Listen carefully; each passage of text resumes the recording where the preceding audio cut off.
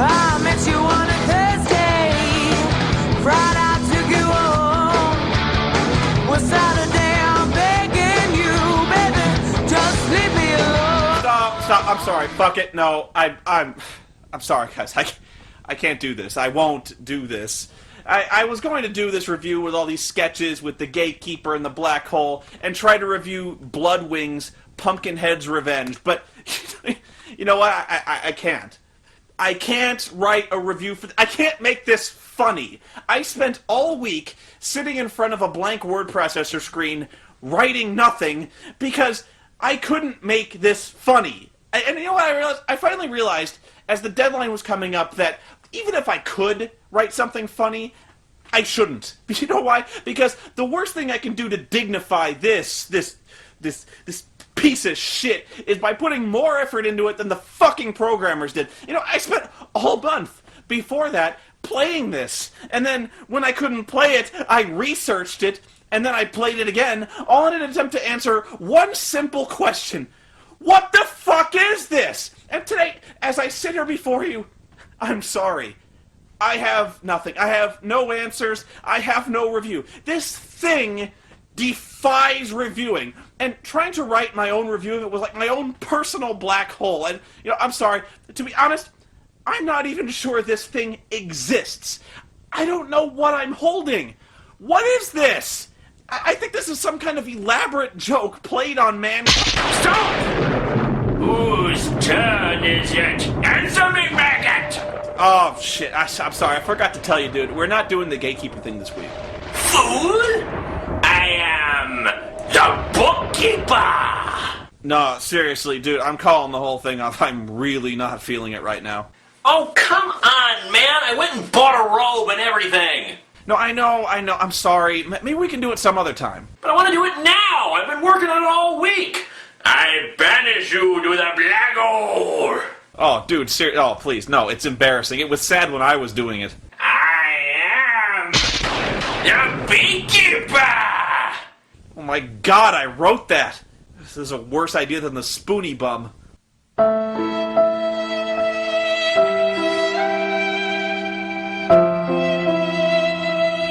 Okay, well, I suppose I should tell you something about this game, but I warn you now. The tale of Bloodwing's Pumpkinhead's Revenge is long, cryptic, and incredibly stupid. I have never before wasted this much time on a project this pointless. And believe me, if you sit through this review, you will be truly dumber for having experienced it. You know, I feel sorry for you, and you didn't even have to play it. It's that fucking bad. I guess we should start where I started, when I was sifting through the software racks at a used bookstore for old shitty games, specifically FMV games to fill out the series I was doing. And that's when I found this one.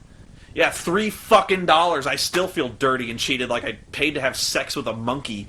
A dude monkey. Anyway, when I bought it, this was exactly how it came. It didn't have any instruction manuals or anything, so this is exactly what it was like to jump right into it. Okay, let's see who's responsible for this. What, the Motion Picture Corporation of America?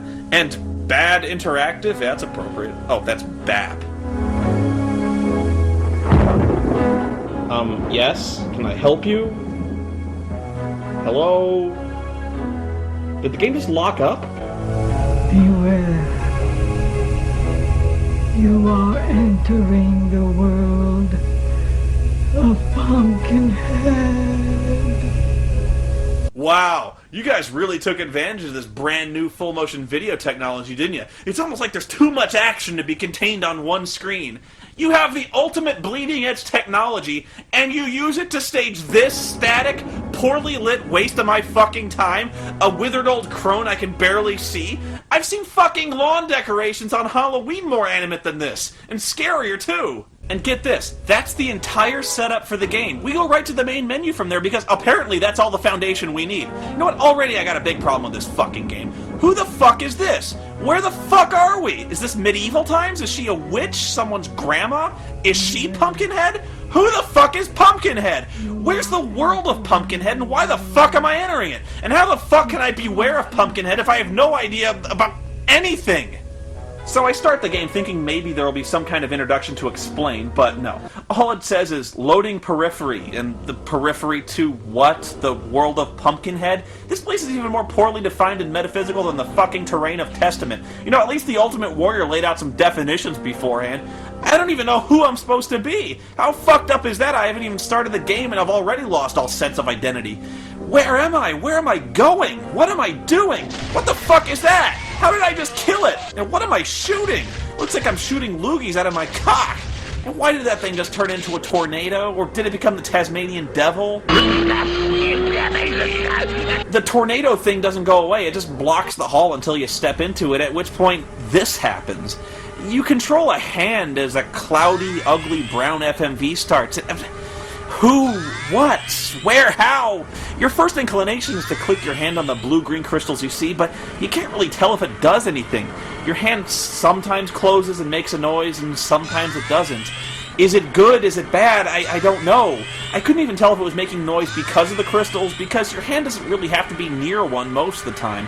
And then like a minute later, this scene just ends and you're back here again. And this thing happens every time you kill one of the white bastards. A tornado appears, usually blocking the hallway, and there's no way around. You have to sit through the rail shooter sequence every time, in which nothing seems to harm you and nothing ever seems to get accomplished. Then there are these parts of the dungeon where you see two huge eyeballs on the wall, and between them there's some kind of huge poster or something on the screen, and again, I have no idea what to do. I thought maybe you could walk into the book like Gumby, but no, and shooting it doesn't do anything, and that's it! All I could do is run around and shoot things, looking for the end of the stage, and eventually these white things would kill me and I would go back to the main menu as a group of children tell me I fail at life. You have failed. And that was it. That was as far as I could get. I was completely lost. All I could be certain of is that you appear in a maze and white creatures shoot at you. And beyond that, that's it. It doesn't tell you anything. It's like, what is it assuming? That you've seen Pumpkinhead 2? And doesn't that by connection imply that you've seen Pumpkinhead 1? I just don't get it. You know what? I was a movie critic for 3 years. I was published in a magazine. I specialized in shitty sci-fi and horror movies, and I've never seen Pumpkinhead, let alone Pumpkinhead fucking 2, and I've seen Santa's Sleigh. Oh, but this must be for the hardcore fans, you might say. Knowledge and love for the Pumpkinhead series is essential to your full enjoyment of this game. You know what? Okay, asshole, I'll play. Because, you know, I'm sure this makes loads more sense if you've actually seen the fucking movies. So you know what? I did it! I even watched the first movie just to get a firm foundation for the second one. And you know what? It's actually pretty good as far as monster movies go. It's certainly better than any movie called Pumpkinhead has the right to be. It's about a group of city kids taking a trip up to a friend's cabin in the hillbilly sticks. One of them, in the process of being drunk and stupid, accidentally runs over Lance Henriksen's kid on his dirt bike and kills him, and then runs away for fear of going to jail. The hell do you think you're doing? You say I'm fucking, is that what you want? It was an accident. I almost hit him myself. Yeah, but I've been drinking. They'll fry me. A heartbroken Lance vows revenge on the city folk and visits the creepy inbred mountain people, who lead him to a witch they know who can summon a demon of vengeance known to the hillbillies as Pumpkinhead. It's pretty standard stuff with the well-understood horror movie moral of don't fuck with hillbillies, but hey, it works. It helps that Lance Henriksen is always awesome. You're a fool. If you won't help me, if you don't help me, then I'll do it myself. I'll do it myself. You'll fail it, Harley. You'll fail and you'll die, too. Then I'll die. And pay the final price all the sooner. God damn you. He already has, son. He already has. And then I watched the second movie, because I'm kind of an idiot that way. It's a direct-to-video sequel that has nothing at all to do with the original, except for the fact that it also happens to have a character named Pumpkinhead in it. It's a movie so shitty that it's not even considered to be in canon with the rest of the series. It opens with a deformed, mentally challenged boy being beaten to death and lynched by a group of greasers known as the Red Wings. And he's pretty too, isn't he? Isn't he?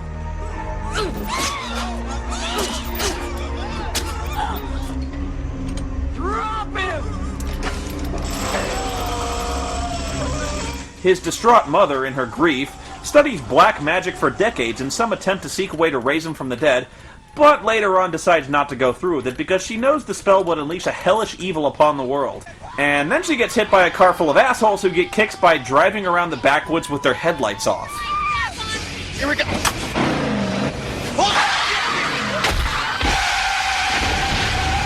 They all look so surprised that just happened. Hey guys, I know how we can have some fun. Ah! Oh man, I did not see that coming! Anyway, when they go back to see what they just hit, the old lady's gone. Damn, that's one tough old bat. You know, if we were playing Riffs, that's what you'd call roll with impact. So they decide to go wandering around the woods to find where she lives, and inside they find all of her magical tchotchkes, including the stuff for her resurrection spell. The old lady, who I should note at this point is not related to the witch from the first movie in any way, catches them looking through her stuff and warns them that the spell is evil and dangerous. You don't know the evil you are conjuring, boy. Well, if it's so evil, why in the hell did you leave it in the middle of the fucking room? They also discover the old lady is blind, which begs the question what she was doing crossing the fucking highway.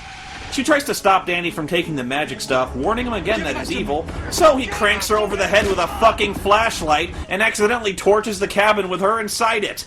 Damn, I don't think I've ever seen a character in a horror movie turn that dickish that quickly. Not content to plow over a blind woman in his car at 80 miles an hour, he then proceeds to steal her shit, drill her in the back of the head with a fucking maglite, and then burns her alive, and all this to steal some voodoo trinket that Punky Brewster here recognizes from those New Age books that girls like to read when they're in their high school Wiccan phase of their lives. No, really, that is Punky Brewster, and it's probably the only reason that anyone has ever heard of this movie. It's the answer to the question, hey, has Soleil Moon Frye ever been in any movies? And yes, this is post-breast reduction, you pervert, but, hey, Soleil, if you're watching, I'll answer the question I know is on your mind right now, my sun, my moon, my starlit sky. I would still take your sexy ass to Space Mountain and then bust my second nut in those beautiful boobs of yours. I don't care how big they are. Woo! Space Mountain is my penis. So the kids run off to the nearby gravesite and start to exhume the old lady's dead son so they can cast the spell because, kicks? Let's do this. Danny, are you sure? No turning back now. Yeah, right on, man! There's no turning back now! Wait, why? Actually, there's every opportunity to turn back now. We could just stop digging and go home. And in fact, we could literally turn back now. But they don't, and sure enough, the spell raises the kid as a giant killing machine who, again, has nothing to do with the original movie's Pumpkinhead, who starts murdering the people who murdered him, as well as anyone else he sees. I think the best part of this movie is a cameo by President Bill Clinton's half-brother, Roger, who plays Mayor Bubba. And yes, he is one of the best actors in this movie. But you must have heard the talk that maybe what we're dealing with here ain't human. Seriously, you have got to love the Mayor Bubba character, who spends the entire third act of the movie trying to prevent the sheriff from killing Pumpkinhead. Why? Because he thinks having an unstoppable mythic demon indiscriminately killing people would be good for tourism. Do you believe that? Well, of course not. But a lot of folks do. A lot of tourists do, if you know what I mean. No. I can't say that I do. Well, I guess it makes sense. I mean, Crystal Lake has Jason Voorhees, and yet that doesn't stop people from signing up for summer camp every fucking year. Well, let me put it this way. The Loch Ness Monster, the Abominable Snowman, Bigfoot, that stuff is big business. The way I see it, this thing could put us on the map. Now, I got a couple of guys from the National Enquirer all set to come down here. People have died here, you know, and you do know that, don't you? Tragedy, ain't it? Well, so is the budget of this here town. You get my drift? So let's think about how much that helped us understand what's going on in the video game, shall we? Let's say on a scale of 1 to 10, I'd give it about, fuck all. At no point do you see anything to do with dungeons or shooting white demons with snot at any point in the movie. I mean, I didn't know anything about this game, so that meant I actually had to do some research on it. And by research, I mean I checked Wikipedia, but guess how much I found? Nothing! Fucking nothing! I found an entry on the movie, though. Can you guess how long it was? 1 sentence. This is the most obscure fucking game I've ever played. There is virtually nothing on the internet about it. GameFAQs has an entry, but it's completely blank. There are no walkthroughs, no hints, no details, nothing. All I was ever able to find was a short text review someone had written, a brief video capture on YouTube, and a few sites that have the blurb from the back of the box. I even checked the software developer's website, and all it had was a few 60-pixel wide screenshots. I just wanted to find some instructions so I could find out how to fucking play it, or at least figure out what the hell I'm supposed to do, but no. I had to pick the game that time forgot. I can't believe it. The entire internet culture, in all its futility and splendor, well known for its bottomless stupidity, and yet tireless patience in completing the shittiest, most painful games with the most insane self-imposed handicaps, had turned its back on Pumpkinhead's revenge. So, you know what I did? I bought another one. I mean, I had to get a look at the instruction book so I could see how it could possibly explain all this horse shit that happens. You have no idea what I had to go through to find a copy of this game with the box and the instructions still intact. This game is rarer than the Holy Grail for, like, the Antichrist. The tormented spirit of Pumpkinhead has been let loose to seek vengeance among the living. Unfortunately for the poor souls of Farron Woods, they have nothing better than you to stop him. Hey, that's neat. I paid money for this game and it insults me. Kiss my ass. Congratulations, you've just been made Keeper of the Spirits. Your job: save souls and protect the innocent. Along the way, you'll have to deal with currents of energy, seas of lava, and an endless stream of evil adversaries, as well as throbbing background music that may remind you of your rapidly beating heart. Throbbing and heart-pounding music, huh?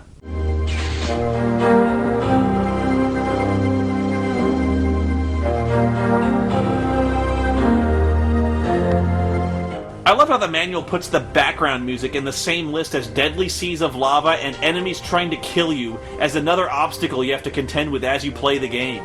So dive in, grab your controls, and sink into the netherworld, a demon land filled with, surprise, demons.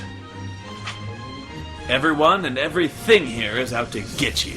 So I've been made the Spirit Keeper? No wonder the Gatekeeper is so pissed off all the time if he has to deal with this bullshit. And who exactly made me the Keeper of Spirits? And why is everyone out to kick my ass? If we're dealing with the afterlife and the netherworld, is it even possible for spirits and souls to kill each other? I mean, you're telling me some divine entity came up with this whole scheme to, what, protect the souls of the innocent? Man, we are dealing with a severely fucked up theology here, people. Here, the true source of power resides in the beautiful blue tantanic crystals. You can harness their power with the proper tools, but they can also destroy you. None of this happens in the movie! There's no Spirit Keeper, there's no Netherworld, there's no fucking tantanic crystals! Now listen up. These next few clues could save your wretched life. First, know that there are portals throughout the Netherworld. These portals allow you to step momentarily into the world of the living. Actually, you're stepping into the movie this game is based on. It's a horror flick, so expect to be horrified. Dude, I've seen the movie. I know better. Many of the objects from the world of the living can be brought back through portals to be used in the Netherworld. And that's the key to the game, is activating the portals, which I didn't know how to do before because I didn't know how to use the interface. Or, as the instruction book calls it, the Gronix Stone. What's the point? Carved across the top of your Gronix Stone are 10 empty settings which await tantanic crystal chips. These chips hold the true power of the Netherworld. You have to click your mouse to activate your inventory mode, and activate the portal by click-dragging one of the blue stones from the top of the screen onto the movie picture. Obviously, right? You get crystals by going into the derm tunnels, whatever, and clicking on crystals as they pass by. Yeah, derm tunnels, I call them fucking busy work tunnels. Anyway, once you activate a portal, you have to sit through a clip of the movie, which doubly pissed me off because I just watched the fucking movie, and it sucked! The whole time you're supposed to be clicking around like a maniac, and occasionally you'll be able to grab an item out of the movie and add it to your inventory. More on that later, but basically this means you can't skip the movie clips because they're the whole point of the game. Tragedy, ain't it? The movie clips are scattered throughout the stage, and the way the stages are designed, it's not only possible you're going to watch the clips radically out of order, it's pretty much guaranteed. Yeah, the only other review I saw of this game accused it of being a Doom ripoff, and believe me, I wish it was. You know why? Doom didn't suck! The controls are like trying to run hip-deep in mud, and yet when you get on a straightaway, you can accelerate to an unbelievable rate.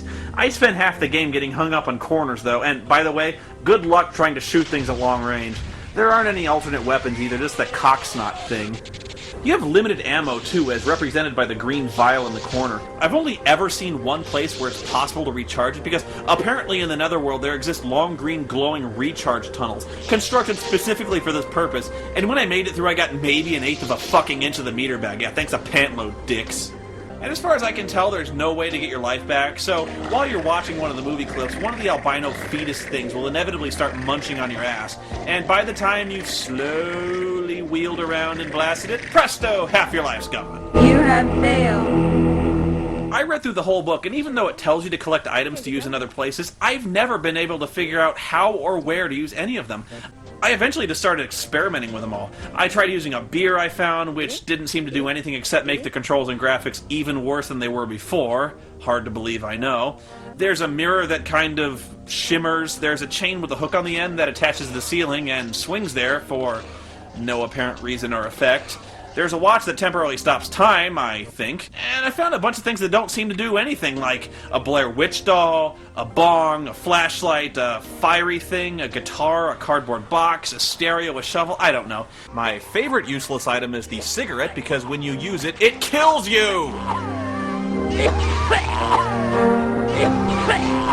The most useful thing I found were a set of car keys that for some reason opened treasure chests, which seemed to contain blue things and weird geometric patterns. What the hell am I doing? I don't know, but at least I had a goal, right? I mean, I was just looking for movie clips, collecting items, and hoping eventually I'd find a place to use them. After about an hour, though, I suddenly heard these kids start talking to me again. You have brought stolen objects back to the netherworld. Return them to the scene of the crime. By now, I'd long passed the point of confusion with this game. In fact, this kind of seemed like a good sign. I mean, I've been collecting items, and this is the first definite instructions I've been given the entire game. I thought, I must be on the right track, but a few minutes later, I get reminded again. You must return your stolen property, or face the consequences. Okay, look, you little assholes. Even if I wanted to return the items, I have no idea how or where to do it. You have not returned the stolen goods. Your entire inventory has been confiscated. What? What? You wiped out my inventory? What? That's bullshit! That is bullshit! You have failed. You have failed.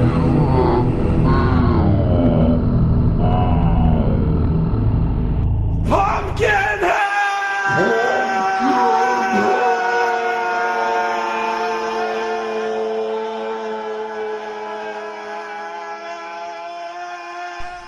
Barry, did you hear that? That's the sound of ultimate suffering. My heart made that noise when I first saw Sonic turning into a werewolf. The Spoony one makes it now. Do you think we should go help him? What, are you crazy? I just got accepted in the Brotherhood of Steel. Ah! This is the worst fucking game I ever played in my life! I mean... That's it! That's it. That's as far as I could get. I'm sorry, I am, but I couldn't get past the first fucking stage. I mean, what does this game want from me? I read through the entire book, it tells me to collect items, and now it punishes me for stealing them. I mean, and now it's seriously expecting to go back and watch their horrible fucking movie again so I can collect the items all over again? Fuck that noise. You know, if a demon ever wanted to take revenge upon this world, he couldn't ask for a better way than this. Because this isn't a game, it's fucking punishment. It's the most accurate simulation of a burning eternity in hell ever made. And you know what? There's a good side. There's a good side. You see this?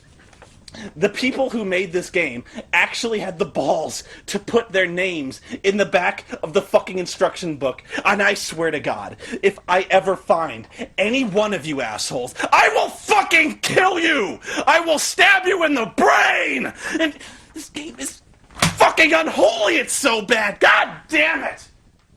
Tragedy, ain't it?